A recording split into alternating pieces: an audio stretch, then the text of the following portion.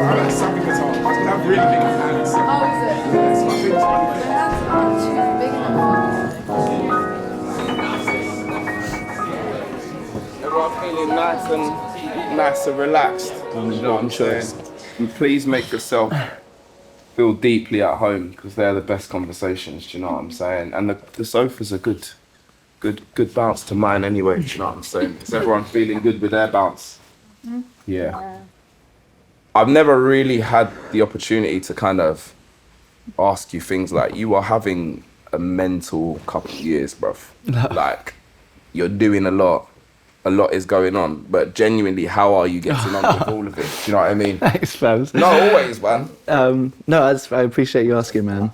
I'm good. We're lucky to be, like we were just saying outside, like to be not like kids when this stuff's happening. So I feel like maybe a bit more stable than I'm getting to travel with like my best mates and play shows, and I feel very blessed, if I'm honest. Yeah. I like the way you travel. Like, I got a little window into it in Japan. You were there squadded up with best friends and family. Yeah. And all of that in between. How do you kind of stomach kind of like the demands of touring but keeping yourself sane in the process? And are you still even enjoying the process? Do you know what I'm saying? Yeah, so much. I don't know what you're like with everything that Femis is going to say. I'm actually, if anything, more interested as to how he would answer the question than me. But like, I think for me, there was just like a clear thing with touring, at least, that's like, it's one of the, if you think of writing and touring, if you stop one of them, the other one stops. Yeah. Like writing leads to touring. So I'm really clear in my mind what's the most important thing, and it's writing music. And it's my happy place is just being on my ones or with my mates, just like making tunes. Like that's always like square one for me. So I've always made sure that even if we've done mad stuff, there's always time to just come back and be in London and write tunes. Yeah. So in that way, I'm kind of lucky, I think. Yeah. Yeah. No, I can see just by, I always find it interesting when I look at people's tour dates when they release it. Yeah, I do the same thing, yeah. And I can see from yours, there's a concerted effort not to just play and play and play. Yeah, and 100%. Play. Like I mean, even now you're like technically on tour. We're in the middle of a tour right now. You're in the middle of a tour. Yeah. We're only playing on Fridays for the next 10 weeks, so it's not exactly the most grueling that's tour, So we get to come and have cups of tea here, so it's chill. Such a great idea. Sunday to Thursday was just pure bliss. Yeah. For me, like everything, I'm trying to just protect my mental so that I can feel good to make music every day. So everything kind of just feeds into that. Like that's why I care about. I've definitely haven't always been good at this, but as I get older, I care more and more about like getting good sleep or exercising or everything that just plays into, so that when I wake up, I can just like have the cleanest line between like here and here. Are you murking the hardest you've ever murked right now? Or is there a time previously? I think no. I've always been similar in terms of like what I'm doing each day and how much I'm writing. Yeah. I think I find moments sometimes where we're lucky to like, with me and like my brother and both my brothers who I work with, like find ways where maybe 1% of what we write starts to feel like it can come out as opposed to 0.1. Yeah. Like having the record like USB, where it's just like tunes that I'm making for my USB. It doesn't need to be like some deep album statement always. And then I've also got albums. So there's a few different like avenues I get to put tunes out in. Yeah. Or like make a ambient record with Brian or something like that. Yeah. So there's definitely, from like 20 to 28, I reckon probably 0.0001% of things I made came out. Wow. And now I reckon 1% comes out, so that's great. That is incredible. And how many songs do you actually think you've produced? How many songs have you made, bruv? Yeah, for like my approach, this is not like maybe for everyone, but this is definitely what I would want to tell people. It's the answer for me would be like, I would be terrified. It'd be like thousands. Like I remember counting when I was like 18 or something, when I'd had a laptop for a couple years, and I was like, I wonder how many tunes I've made, and then it was like 600 or something. And so then it's been 12 years since then, so it's probably like, I don't know, I would try and make a few ideas a day. Okay. And most of them are rubbish. Like, I'm not saying this is good. I just like, for me, the thing is just like the joy of just the journey and the like finding out what you like, just like closing your eyes and throwing paint and just seeing what sticks. So yeah, for me, there are some people who, you know, like to go away and it's important for them to just like, they write 10 songs and 10 songs go on the record. And that's some of the best records ever have been made that way too. There's definitely no right way. But yeah, I would definitely preach all day about just like if the more you can fall in love with the obsession of it and the craft and just chasing and to me that's the win. That I just get to like chase it, like the do you know what I mean? Like that feeling of like, the best feeling to me is when you play back the thing you've made that day and you actually feel good about it. That's like the drug I'm just chasing every day. So I love like making 5 ideas and then at the end of the day just like listening through them on my phone like this and realizing that I like one of them. It's like, oh, what an amazing, great day. No, 100%. But then I guess looking at the now, you know, I've seen you live a bunch of times, enjoyed it, all the stuff on the internet and blah blah, but I kind of want to get in, this is a personal thing. How did you find this sound in the first place? Like, when did the making begin? And do you feel like you've even found your sound, and how would you kind of approach that? Yeah, my feeling there, I don't know what your journey has been, but like we were looking through like and talking to you guys earlier, there's a lot of us are all wondering similar things there, I think, in terms of like sound. My feeling is that most people don't really feel like they've found it. You don't, and I think you don't really want to feel like you have, is my feeling. You want to be, there's that great David Bowie clip where he describes wanting to be like just with your feet off the ground, where you can still like draw on the things that you've really practiced on. If you're like a drummer or whatever, you're still at the kit, but you're just outside of your comfort zone. And I'm often trying to do things to like create those conditions so you're not absolutely just like repeating the same patterns too much. The other thing I was chatting to my friend about the other day in terms of like sound, and we were talking about this too, like, is that quite often with artists, even the ones who you're like most admire, that often most artists aren't like a D'Angelo, like we're saying, where it's just like 3 flawless records and he arrived like one of the greats. Most artists like make a few albums or a few EPs or have a different project, or they feel their way into their thing. And so quite often, even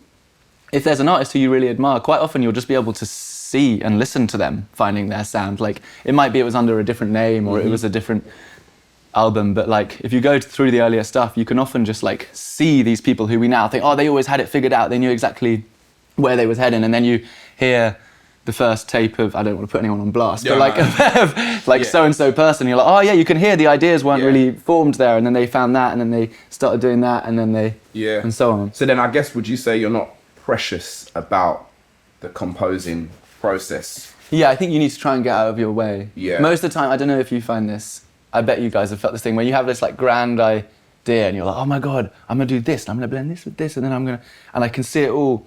And you've got this big idea and you spend ages and ages sculpting it. Often that's not actually usually the best stuff is when you just go in and surrender to a state of play, and you're not sort of letting your ego intellectual side lead, you're letting just like exploratory, inquisitive side lead. That's why I kind of like to think of it as like the maker and then the editor, and you need to play both roles. But like when you're making, I try and just be as wide-eyed and like childish as you possibly can, and then you come back with a different person. Every single mind-blowing composition moment I've had in the last 10 years hasn't actually been in the direction of how much can you develop this skill, develop that skill, but it's when people talk about just make it and move on, that kind of attitude. What changed my life actually was just realizing a melody sung into a voice note is a song. That's the composition of the day. All of these moments, a lot of them come from like, so to be honest, even like at Glastonbury, you're watching a show, you're like, this feeling I feel right now, just in the crowd, whether I'm moshing or crying or just jumping about, I need to lock this feeling and give it to someone else one day. What song will get them to that feeling? You start writing in that direction, do you know what I'm saying? It's hard not to get sucked into the logic techers. and try and just apply it to I think that's the key. Like, I definitely would, saying? if you are someone who's like more production based, I would really recommend trying to just commit to 2 synths and 5 plugins that you're going to use for the next 4 years, and just save yourself all of that headspace and all of that wasted time comparing whether this compressor sounds slightly better than this compressor. Like, fix the chorus. It doesn't matter whether the like. I really feel this. Unless you're like, I do really feel that. There's something that I'm excited to talk to you about, because I will never forget the first time when I saw just what goes into one composition that you've made, one tune. Because I think for me, I'm the other side of the galaxy, bruv. Like, if you've heard a tune, especially an Ezra Collective tune, if you've heard an Ezra Collective tune, you're probably hearing one of the only versions of that tune that exists. Like, we would be playing it live and tweaking and vibing and bending and shaping, but the core essence of what that song always was tends to be what ends up being released. You're the other side of the scale. Because I know, like, you've told me before, there's like several versions of I can show you guys. I made a project of one song that gives you an example, but like, I definitely would care that I say that, obviously, like we said already, there's like definitely no right way. This is just like my way. Some of my favorite music ever has been made live in one take and just like that. But and also some records I make come very quickly, and we make the bulk of it in an hour, and then it comes out. Like, that was the case with the tune we just did with Skep and on the Blackboy Street. We just made it, and it was very, very effortless and quick. I didn't lose my mind making 100 versions. It just came, and I felt good about it, and so I put it out. But yeah, there's definitely some tunes. I'll show you the example that I was actually, because I don't remember half of these myself. This is an example of one where, so these are all the different, these are all the different versions, not all the different bounces. These are all versions of the same tune. Yeah, like, this is an example of one that was long. Obviously. You're like, but I thought it would be interesting because I want to show you guys because I think the thing I care like most to tell you about is that, to me, the obsession with chasing that thing inside you when you're like, there's something here. That's the thing that I would most recommend falling in love with more than anything else, is just the obsession of like making that thing that you want to feel or hear inside of you, and how to get it out. And like I say, there's definitely tunes I could play you where we did make it hella quickly and it didn't question it. And then sometimes there'll be something like this. Like, I think one of the reasons, this is a song that I made that sampled 070 Shake. Danielle is her name. And I was obsessed with the sample, so I felt even more like a lot of the time when I'm making these, I'm like sweating and hating myself and like feeling really conflicted, and like I feel like I'm taking something that I have no right to take, and I'm ruining it and bastardizing it, and so like it's not some like just try that way. Sometimes I'm really like not liking myself whilst I'm doing it. But so, for example, with this one, this was a tune. This was like the first version I made. Well, it says Sketch 4, but it was basically like this. Sometimes I wanna feel the pain, but you're over here naked in the middle of the day. And then it goes like here. Should be a smile on my face. Should be a smile on my face.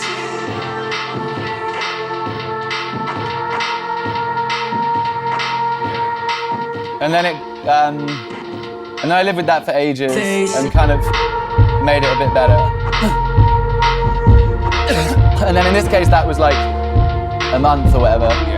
And then I started falling out of love with it, and I was like, maybe it should just be a drone and the vocal.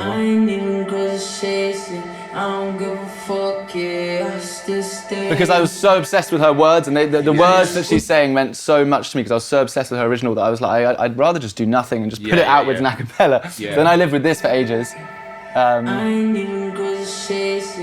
Just like that, and then I tried making this version of that.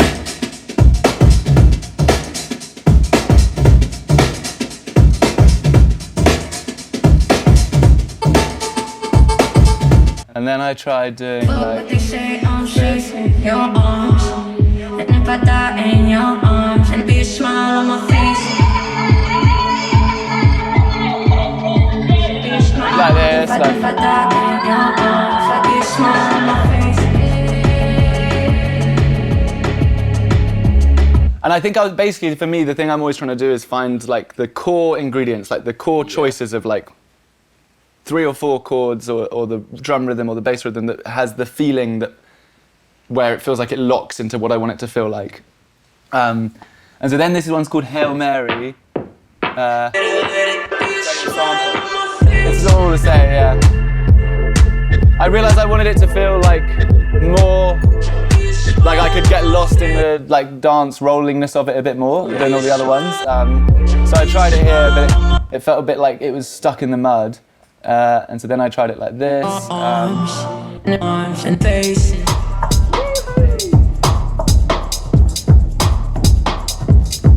Send me this one.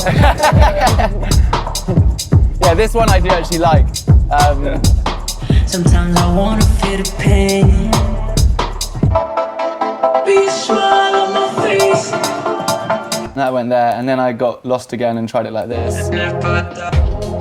At this point I was really not enjoying myself. And then I tried doing it like here, and I got the thing of the bass being on chord 1, and that for me it was her going, sometimes I want to feel the pain, yeah, and it landing on chord 1 on an F, and her saying like pain and it being really warm feeling chord. Yeah. I loved her. Sometimes I wanna feel the pain. And I was like, oh, I really like that Clash. clash. Yeah. And so that, and then I was kind of roughly hosed.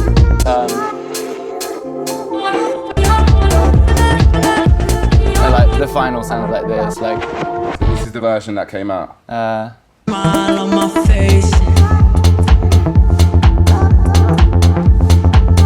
That's not the mixed one, but yeah. But yeah, that's like an example of one that like. That is crazy, but looking at it like that. And it doesn't, but like it doesn't also.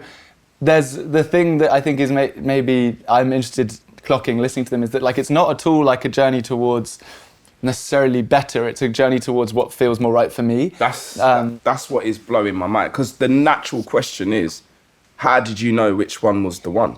Because I heard about 5 things there when I was like, well, that's the hit. I mean, what is it? What are you? If you were to kind of like almost give it to me in like a package of like, when you feel this, that's the moment. Do you know what I'm saying? What is it for you? I don't know. For me, it is a tricky one now. But like I think for me it's because it's if I keep coming back to it, then that's it.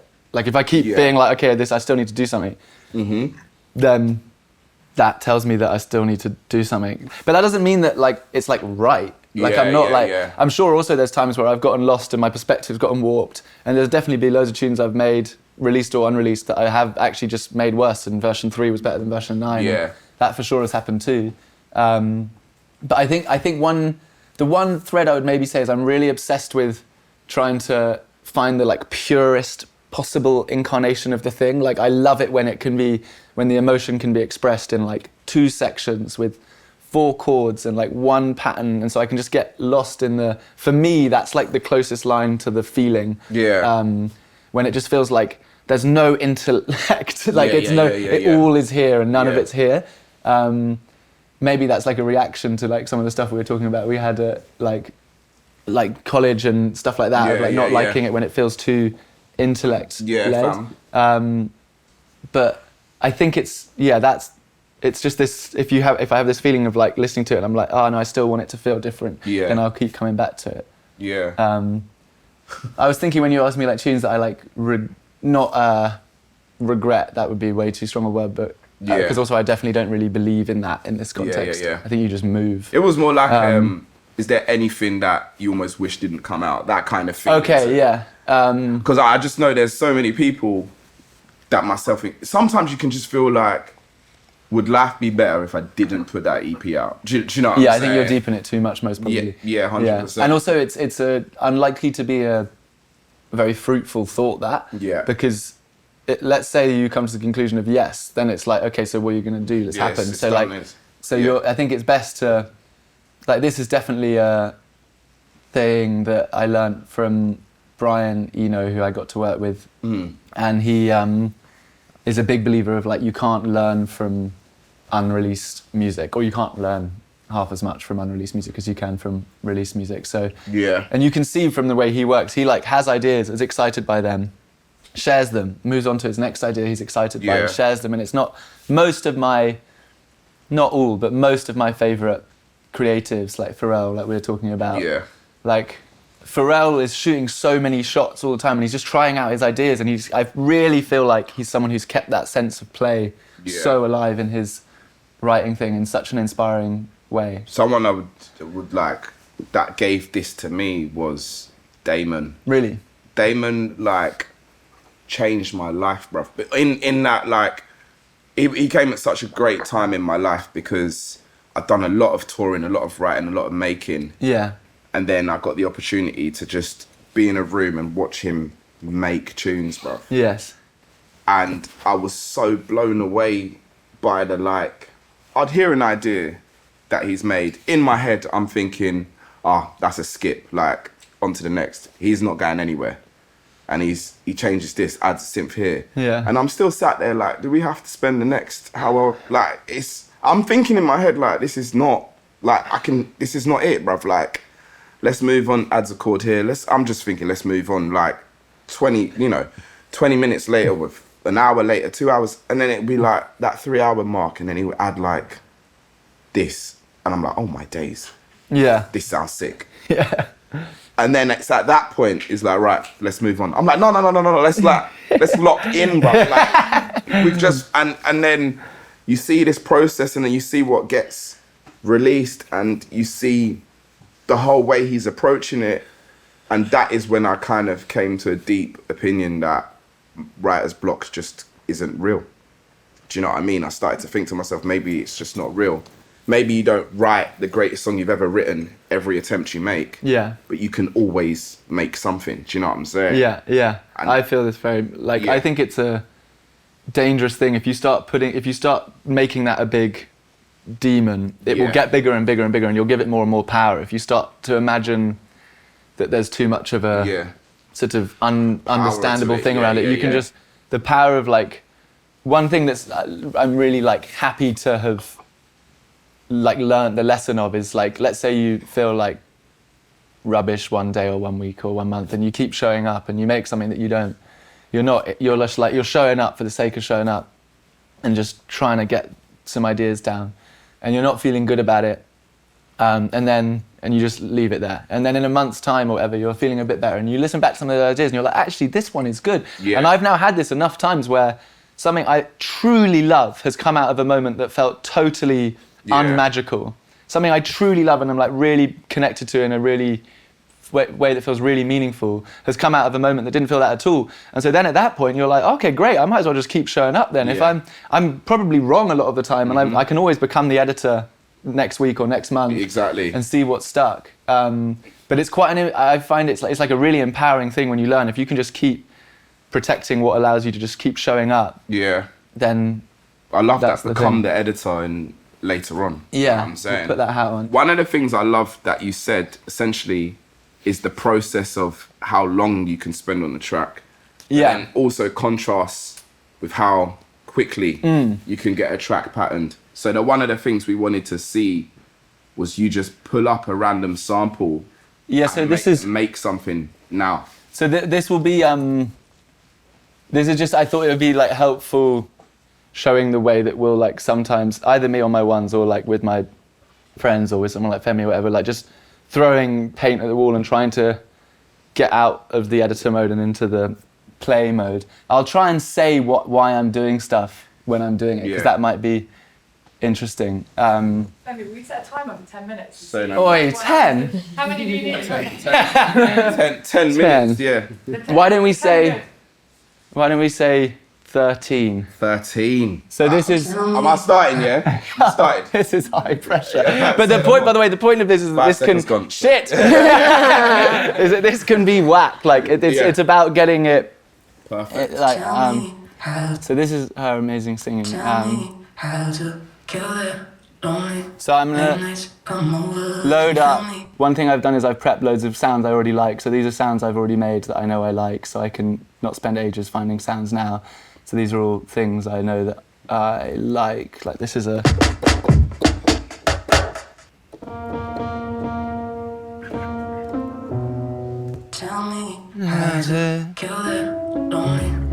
Okay, so that is like, it's in C sharp minor.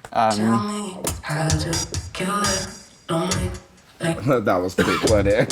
That would have taken me ages, bro.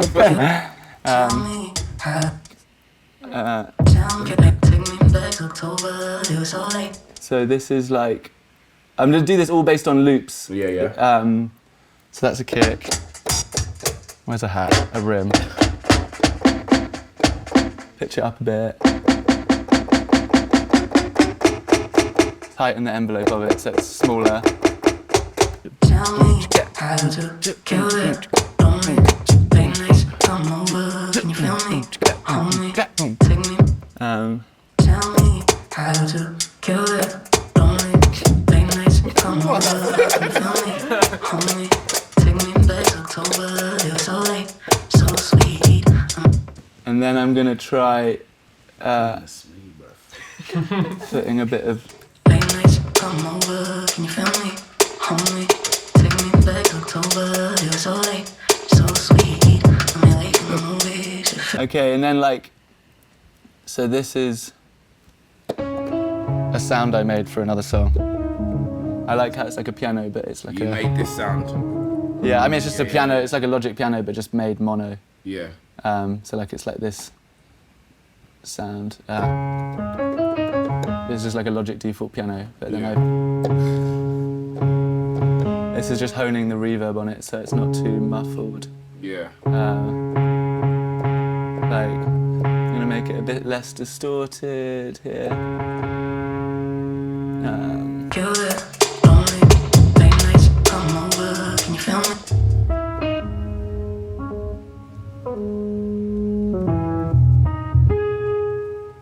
Tell me how to kill it, lonely late nights, come over, can you feel me? Homie, take me back to October, it was so late, so sweet. I'm late in the movies at first sight, high speed. Tell me how to kill it, lonely late nights, come over, can you?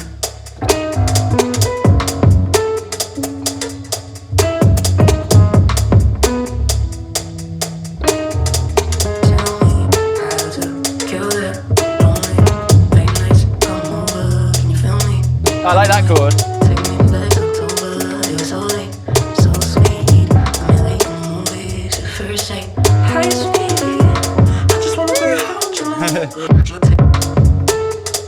So then I might try like a different sound to see what just the first instinct feels on something. You got 5 minutes left. We're just here 8 minutes. Come over, can you feel me? Homie, take me back to October. It was so late, so sweet. I'm late in the movies at first sight. High speed. Tell me how to kill it. Homie, late nights, come over, can you?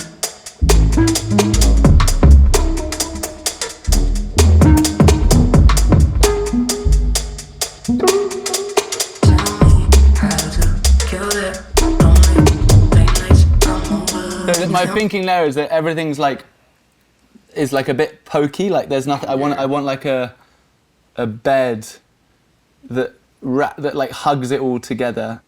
Late nights, come over, can you feel me?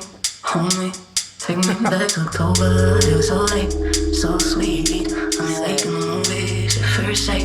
High speed. Tell me how to kill it. Lonely late nights, come over, can you?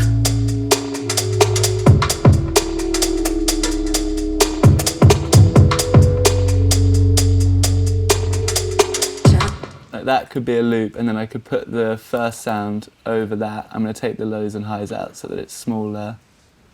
Tell me how to kill it. Lonely late nights, come over, can you?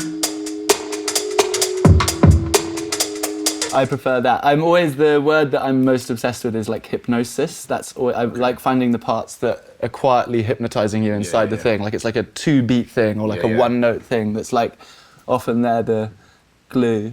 So like this, what I also like about it is it's emotionally ambiguous. So like, there's loads of ways you can colour that in. Like, it could be.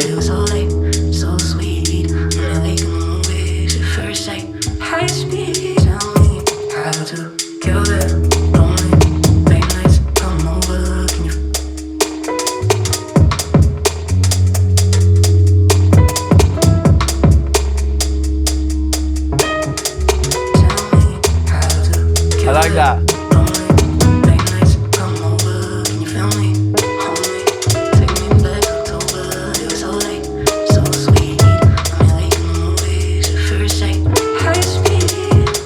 I like that chord progression because I couldn't quite, I made a few mistakes. I didn't quite know where I was going. Yeah. Like it was just the right side of unpredictable to me.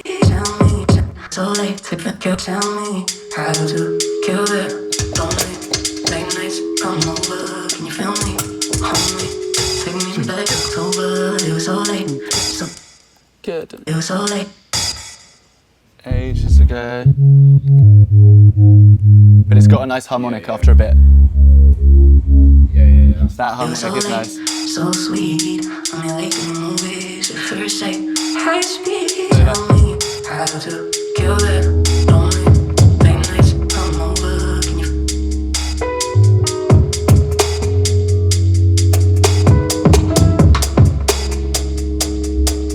And then I'm thinking, actually, it's better if the bass is maybe moving. Yeah. So I'm gonna try this. It was so late, so sweet. I'm like in the movies at first sight. High speed. Tell me how to. Oh yeah, that's coming after. High speed. Tell me how to kill it. Lonely. Late nights come over. Can you?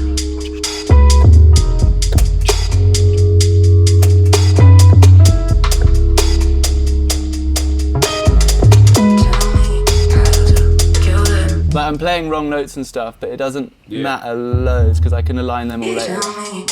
Boom. We've hit 13, so this is our preview. Tell me how to kill it. Lonely, late nights come over. Can you feel me? Hold me, take me back to I'm gonna hold back the bass. So sweet.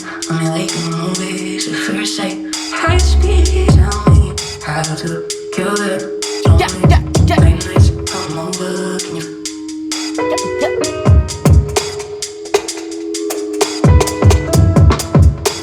That was nice.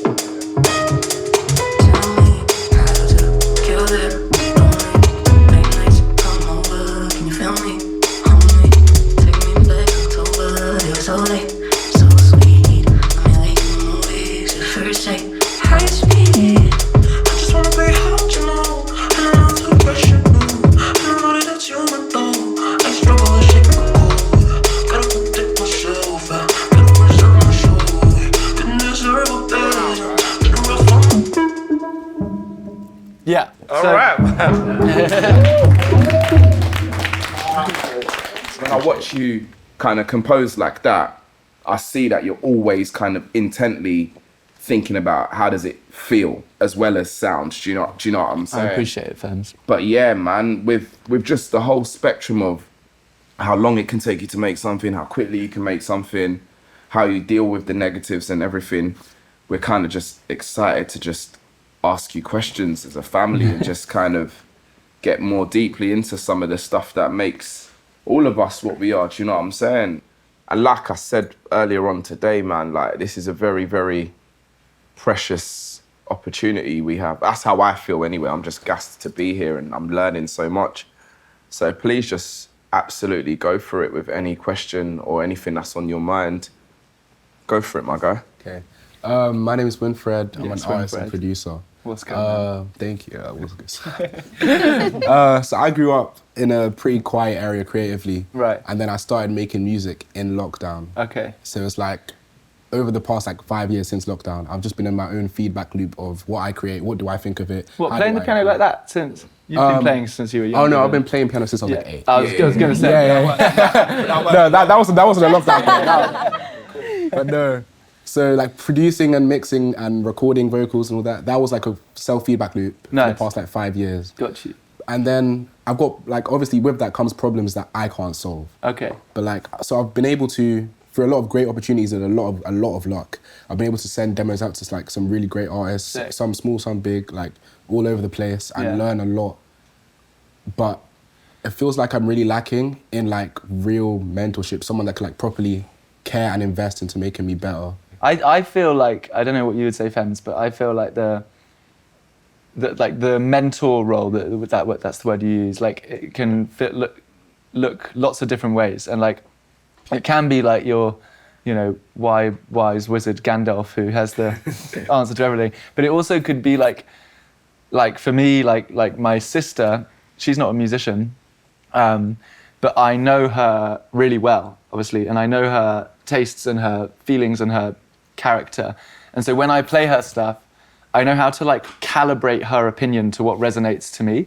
So like I know, for example, if she's like, oh, I hate that thing we just made, I know the times when I wouldn't care about that, and I know the times that I would care about that because I understand her really well. And it's not actually to do with her being a genius musician or anyone else. It's to do with like the connection you have with that person. So my feeling is that you can actually find mentorship in your peers or your family or reaching out to people you want to meet. Like as long as you're really open to it and you're genuinely interested to understand what people feel and why. Let's say, like, have you got like a close mate who you play tunes to or stuff? Yeah, I usually have a couple that I send tunes to every time I make. So. Yeah, like that's invaluable. That's such an amazing. I have the same thing as like a WhatsApp group with like 4 of us, and I'll send everything to that group. And half of them, in fact, all of them aren't musicians, and that's almost why I value their thoughts. Like I care about them. They just woke up. They're not thinking about the fact that I used a bass sound that's from this analog synth that I'm really proud that I got, or the fact that I used a diminished chord that I haven't tried in this song. They don't care about any of that. They're just like, yeah, that doesn't slap that one. I'm like, okay, yeah, cool. They're like, I like this one. I didn't think you like that one. And then what they say, because you know them and connect with them as a person, you can take the feedback that resonates. That's the most important thing, is don't listen to any criticism, listen to the criticism that resonates, because that's the stuff that you know is something within you. Like when they say, like, when someone says, oh, that tune's rubbish, and you're like, nah, the fact that you're wrong, that's great, that will fuel you even more. But sometimes they'll be like, I didn't love the way this bit felt, whatever. And then usually if you're like me, you'll be like, oh, fuck you don't get it. But then later on in the day, you'll be just there like, I slightly, you've got this feeling and it's slightly resonating and you're like, I kind of agree. But I hate that they said that. But like, that's the one that stirs, and that can be these little gems of resonance that you can cling to, but it doesn't need to come from musicians or like perfectly formed senseis. It can be mates or peers or family or musicians who you start working with tomorrow. Totally resonate with everything you said. But then at the same time, I think mentorship has to be organic and two-way. That's the only type of mentorship that's ever worth investing in or chasing. So the person you send a tune to, and they'd be like, yeah, that was hard, change this, and then that's the only moment you have. I reckon they might have been in your life for that advice, for that piece of moment, maybe not full-time mentorship. And I feel like when I think about the mentors in my life, a lot of the times it could have been a flash in the pan meeting. To be fair, Fred is one of them. It's like, we could have met and just had a great moment and that was it. But just by the way things went, it became what do you think of this? Can you help me with this? Do you know about this? And blah, blah, blah. And before you know it, it's more of a journey and a relationship. And I'm always kind of like, the 1,000 no's you get is just not as important as the one yes you get. And for the 1,000 producers you might meet, there'll be one that sees themselves in you as like you're like a younger version of me. Kieran is a guy called Fortet, who's a producer who I've worked with a lot, an artist. And he loves to show people the email I sent to him years before we actually met, of me being like, you all right, mate, please go. I got his email off someone. I managed to like get his email, and I was like, that's a huge win. And then I sent him this email, and then being like, please, can we do anything? It's not even music. Can we just have a cuppa or whatever? Yeah. And then a few years after that, we eventually met, and he now loves getting that email out with people. But there's loads of those. There's like a million shots like that. It's that it comes back to this trying to nurture your resilience so that you can shoot a million shots and not take it personally because it's not personal when they don't land. It's nothing to do with you. they've got a million things on, they've got this and that going on. So it's trying to build up a resilience to be able to keep showing up, keep putting out things this and that way, and seeing what you can connect with, but not taking it personally when it's only 1 in a million that comes through, if you know what I mean. Yeah, I'd approach it like that, really. What are we saying? Go for it. Hi, Fred. Hey, I'm Gio. I hope I'm not going to lose my train of thoughts because there's a lot of things I want to touch on. Oh, good. But I'm just wondering, like, how do you approach taking risks? Because, for example, where I'm coming from is kind of so the way I do music. So I wear hearing aids, and then I have severe hearing loss, and I have a certain inclination towards certain frequencies. So by default, it's different. And then I also grew up with my grandmother, who's Romanian, and she would sing Romanian traditional music. Wow. Which is very microtonal. Yes. So I kind of grew up, so a lot of these things kind of are showing up in my music, whether I want it or not. Should I change that, or should I keep on doing that? And like, how do I? Because I feel like my perception, I might be wrong, but in order to live off music, you kind of, at some point, you kind of need to start like making things that are appealing to a wider crowd. So there's a lot of thoughts there. Like, how do you feel about everything that I just said? Do you have any advice? I mean, I feel like you know what I feel, which is that like 100%, just the two things you described to us there, in terms of growing up with your Romanian grandmother and the certain frequencies you have a propensity towards hearing better, is that right? Oh, yeah. Yeah, that's like the most incredible geo-only start point of your you-ness. Like that is the that is all that, like the artists that I imagine you most admire have managed to find what they would say that wouldn't be how someone else would say it. And what might feel to you like kind of like, oh, these are sort of strange circumstances I've found myself in. Some people would be like, God, I wish I had an origin story as epic as Gio's. They've got like certain frequencies where they can hear certain things, and then there's this whole backdrop of like Romanian music, which is incredible. Like that's such a sick backdrop to get to draw from in a way that will feel totally honest to what Fems is saying. That to me, like you'd be doing yourself a disservice if you didn't follow the excitement, which is these things, and do it to the most you-ness you can. Cool. Go for it, Cozy. I'm a rapper. I've got like 3 songs out, but I've like in Glasgow specifically, I've been booked. I get booked a lot in Glasgow, so I enjoy performing more than I like dropping. And I think I don't know. I just feel anxious. It's not even that. It's the social media part of it. So I like performing, but posting my stuff on social media it fries me. Yeah. I don't know what that's about. So I enjoy performing. I like seeing people react to my music, like seeing people enjoy it or dislike it. Even if you're not feeling it, I'm still feeling it. Yeah. But it's something about posting on social media really just grind. Like I don't know what it is. Like maybe it's the fact that I don't know what you're thinking, because if I'm looking at the crowd, I can see you're not feeling it. I can see you're feeling it. But on Instagram or wherever I'm posting, it's like don't know. I don't. Maybe that's what's scaring me. I hear you. Your stuff's hard, by the way. We were listening to it yesterday. Thank you so much. Super hard. Like I also totally know what you mean. Absolutely resonate with what you're saying. Definitely don't have the answer. I think to me it's like when I was first started using social stuff as like another thing of music, which I now love. For me personally, I see it as like a super expanded like artwork or something. Like you used to have like one photo with the album. Now you can have all this like deeper understanding and like webs of things behind the songs, which I really love. It's not for everything, but I like that about it.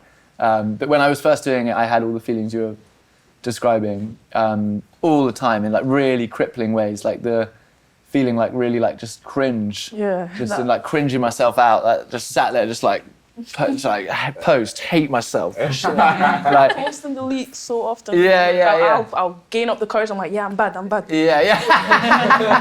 then like 10 to 15 minutes later, I'm like, I think maybe then it's like maybe it would be worth thinking about. Obviously, there's loads of great ways of doing it that mean you don't need to do that at all. So maybe it's worth thinking about like, is the reason I'm not wanting to do this born out of the fact that is a fear for me, or is it born out of the fact that I actually fundamentally want to present my art in a different way? Because if it's that Great for you, point. then it's like, then that's a confident, positive step to be like, I'm not going to do this that way, or I'm going to do this my way, and this way or what, because it feels like how I want to present my art. But if it's born out of fear, then I would recommend finding whatever way you can. If it's posting and giving your phone to your friend, or doing it like however you want to do, or just deciding I'm going to do this for this song, I'm going to do it, and I'm going to learn from it, because I can't learn from it if I don't put it out there.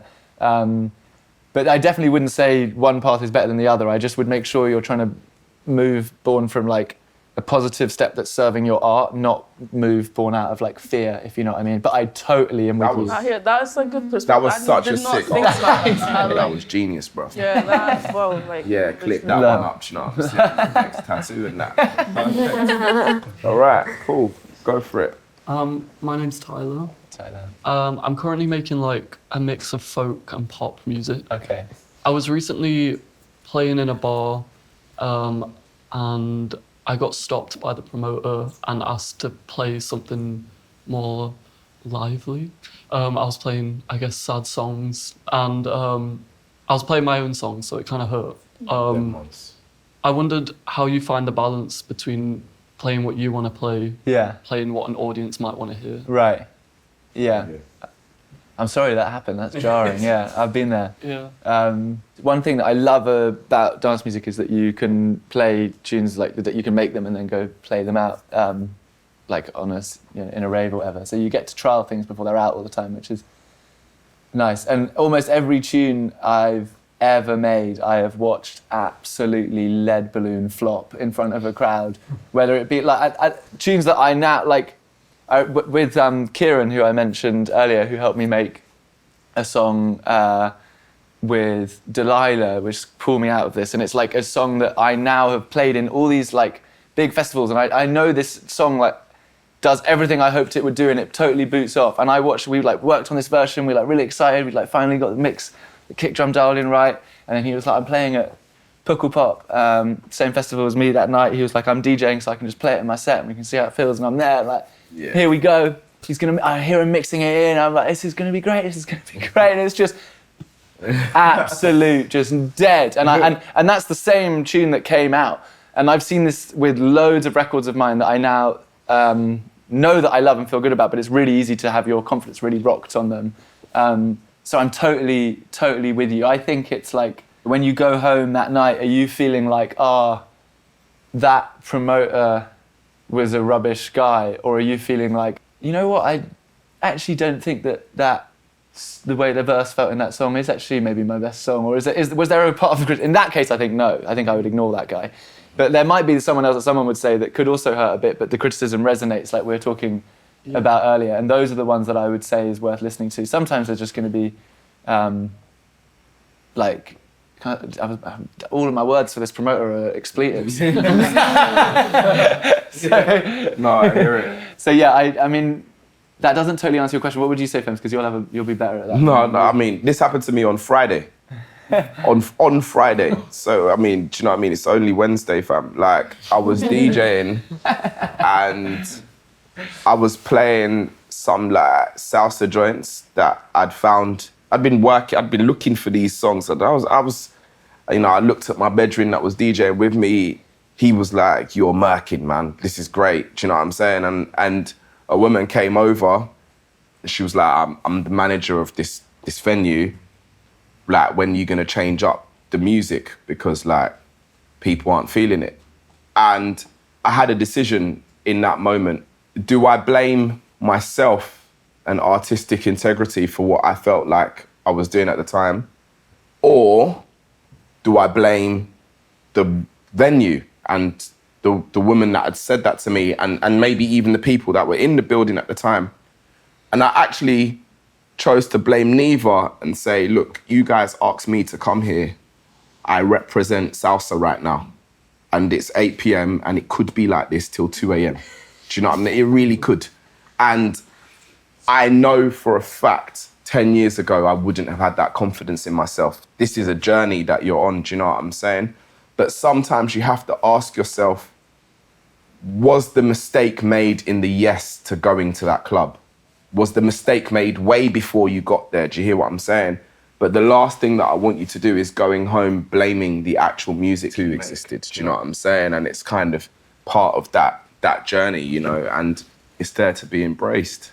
So yeah, next question, go for it. Yeah, I think for myself in my own career, I've kind of been going through like a bit of a shift. So I kind of started off like writing over hip hop and then went to neo soul, rapping over that. And recently, like in the past 6 to 8 months, I've had a bit of a shift and a change of heart, and I've sort of breached over to like punk and grunge and taken inspiration from a few artists I've been listening to. And for me, I feel a lot more comfortable in this genre. And I know you were chatting about sound and how doesn't have to specifically be one thing, but I do feel like I've found my voice a little bit within that. But also, at the back of my mind, I still think it's a big risk for me. And like, there is part of me that's like, oh, why are you kind of resetting your whole career when you built that in one genre? And like, what are my audience gonna think? And I guess my question for you is like, how do you trust your gut within that? Like, you've definitely swapped genres quite a lot. Like, how do you reassure yourself that you're like, actually, do you know what, this is it, I've got to go for it? Because you can't really like go half in it. Yeah, I understand what you mean, yeah. I think like for example, when I first was stopping producing more for other people and doing my own records 6 years ago or whatever, going back to doing my own records like I did when I was a teenager and stuff, I had this whole project built up with all the people I'd been working with at the time, all of these like collabs. It was the whole thing I made and everything I'd worked on for like 2 years. I had this whole concept. It was going to be all about this like room, and the artist was going to be the space where it happened, and all the songs were going to be filmed and shot in this one room where we're going to make everything, and it was all going to be kind of like hip hop, dance hall, like dance music collabs. It was records with like Huss and Storms and Burner and all of these people that I'd been working with on their records.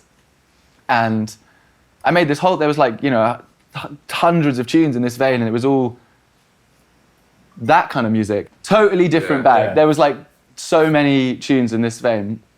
And that was like what I signed to, because I'd been working with these people, and so I knew the people who ran their label, and I played them this stuff, and we made it, sign a whole deal. That was everything I was doing. I was like building towards this whole thing. And then my brother was like, why don't you just, before we start putting this stuff out, why don't you just like make like one tune on your ones, just so we know like what Fred is solo before we show all of these collaborations with these big artists that you've been working with. And so I was like, oh, okay. I was like, that's kind of it's kind of annoying. I don't even know what it means, but like I like made a couple of tunes, and then I made a couple more, and then I made a couple more, and then I kept going, and then I completely forgot all of that music. I scrapped the whole thing. I totally 180'd on it, made a totally different project, and started putting that stuff out. This doesn't answer your question, because your question was, how do you know? But I want to explain the degree to which I understand the 180 that you're feeling and talking about.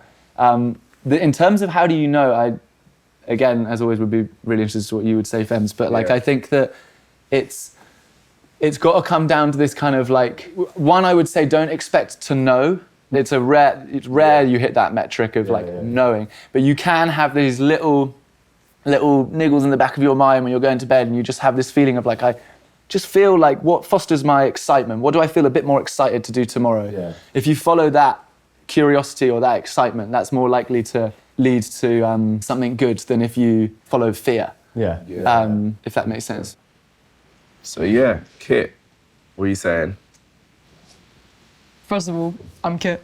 Nice to meet you, Kit. I am an artist. My artist name is Dirt Float, and I would consider my like artist journey to be like quite new. I'm sort of feel like I'm still at the start of it. And what I've found with that is that like it's really fun in a way to kind of just think nobody's watching me, nobody's listening. Like, well, people are, but like on the grand scheme of things, maybe no one is. And that's a really playful thing. And I feel like I can kind of share anything and be like just whoever I want to be in one breath. And then at the same time, I think I struggle with balancing that and also thinking this could all like blow up tomorrow and something crazy could happen and suddenly like people are gonna see all this stuff that I've just put out, like not consciously thinking like what I'm sharing, whether I even care about it, like demos or like social media posts as well. That's a big thing. I kind of start overthinking and I'm like, should I share this? And I don't know, I was kind of curious to know if that along the line for you has changed or evolved, if it was even like if you resonated with that ever. Totally, yeah. In your time as an artist and producer, and like how you kind of just snap out of that and don't let it such a stupid thing. Yeah. Like, No, it's not a stupid thing. Because like really like what I'm thinking listening to you talk is that kind of all of us are really just talking about like vulnerability or like the fear of putting yourself out there. It's kind of the thing that all of us have talked about and everything. That's really the centerpiece, or like how to get in, not let your self-doubt get in the way. One thing that I would say is that you're in such good company with these thoughts. Like every musician you've ever loved, every album you've ever adored, every song you've ever loved has been the product of this feeling. Like every great music, I've never worked with a great musician who isn't constantly afflicted by this thing you're describing. So like, I remember my friend saying he likes to imagine it that you like, when you're feeling like really crippled by the self-doubt, he's like, I like to imagine I just step into this like old library and I can just see my heroes, people I'm most admiring that day, and they're all there and I can chat to them all and we're all saying the exact same sentences except this guy wrote Purple Rain and this guy did that. And then I'm like, oh, okay, I'm really in good cut. Like the thing that would be the real bad thing is if you allowed that feeling to lead you to inaction and to think that that means you're like not got something valuable to say. But actually, to be honest, it's evidence of the opposite. The fact that you're feeling this shows that you're caring very deeply about what you put out and shows that you're thinking about it loads and that you feel it very personally. These are all the great things, and that you're sensitive to how it feels or how it might be reacted to. These are all the ingredients of all of your heroes. I don't even know need to know who they are because I know it's true. I've never worked with a great musician who's not afflicted by the same things you're describing. So I would just say, the more, as long as it doesn't lead you to inaction, and to just doing nothing. As long as you can find ways of having those feelings and letting them come and letting them go and not letting them lead you into a hole, then you're good. The feelings you're having, you're in great company. Yeah. It's a great feeling to be having. Reassuring. Yeah. That was reassuring. Respect. Yeah. I do have a last question. Well, before I ask the question, thank you all. Yeah, thank you, Femi. No, like, big ups, man. Everyone. Just on a personal tip, like this stuff gives me so much fuel and inspiration and knowledge. I've learnt so much. Still mind blown by that 13-minute moment in the middle, you know what I'm saying? But I was thinking about how to conclude this, asking Fred one last question. I could have gone down the like, you know, this piece of advice or would you tell your younger self? But I actually just wanted to ask you, for someone that has achieved so much and done so much, what is something that you're still looking forward to achieving or doing come the future? Where is Fred again? Fred, whatever. Where are you still trying to go one day? I think I'm looking forward to trying to do it forever. So I'm looking forward to doing it like tomorrow, and I'm really hoping that I'll be able to be making tunes when I'm 40 and 70 and 90 and I'm not making it to 90. Let's call it 85. Yeah, we aim for 80. Yeah. I'm really hoping to. That's the thing that I'm most motivated to be able to do, is to just be able to like chase that feeling that we love, that addictive feeling of getting something you like, just to be able to chase that for forever. Yeah. Beautiful. But yeah. Well, long may it continue, because you've made a lot of us smile and dance and have a wonderful time. So yeah, thank you all for your time. Thank you everyone that made this possible, and I hope you got as inspired as I did, you know what I'm saying? Big ups, Fem. All right, man. You, always, my guy. Love. All right, peace. Lovely to chat with you.